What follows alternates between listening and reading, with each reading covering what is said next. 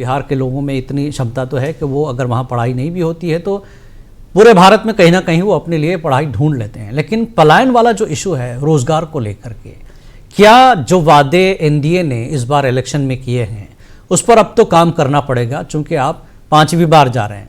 25 साल का कार्यकाल मामूली नहीं होता, लोग आगे जाकर और जो है जागरूक हो जाएंगे, तो पलायन रुकेगा जो सबसे बड़ा मुद्दा है बिहार का।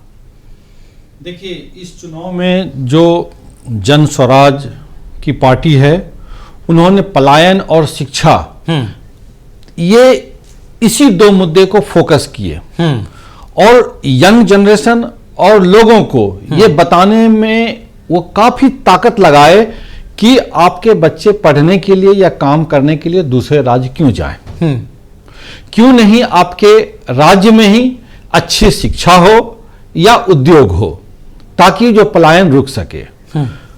ये बात को एनडीए ने भी भांपा और एनडीए ने भी बढ़ चढ़ करके कहा कि हम पलायन को रोकेंगे और 1 लाख या जो भी रोजगार हैं हम रोजगार देंगे। रोजगार या तो सरकारी में हो या प्राइवेट में हो, लेकिन ये देने की कोशिश करेंगे। 1 करोड़ रोजगार की बात, रोजगार देंगे। ये जो बहुमत है जो बता रही है कि पूरी जनता ने उस पे भरोसा किया।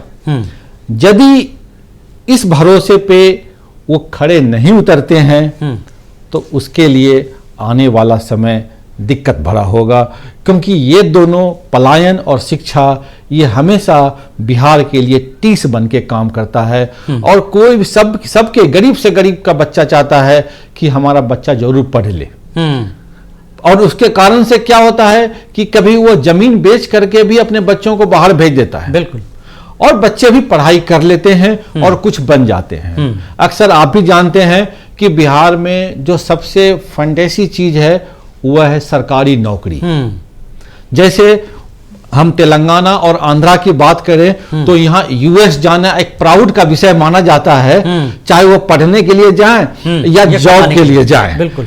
उसी प्रकार से बिहार में सरकारी नौकरी होना वो एक प्राउड का विषय माना जाता है और वो सोशल स्टेटस भी मानते हैं लोग, और ये मानते हैं कि लड़के में कुछ दम था।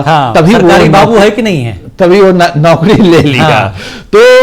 तो ये सही है कि अब एनडीए के लिए जवाबदेही ज्यादा बन गई है, ज्यादा जिम्मेदारी बन गई है कि कैसे हम पलायन को कम करें।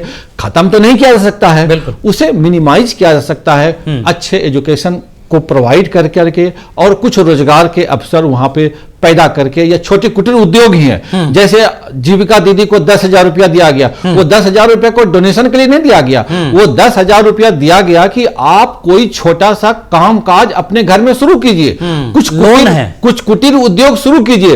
यदि ये कुटीर उद्योग और कुछ थोड़ा सा डेवलप आप कर लेते हैं तो अगले बार में मैं 2 लाख रुपए लोन दूंगा आपको, ताकि आप उसको और डेवलप कर सके।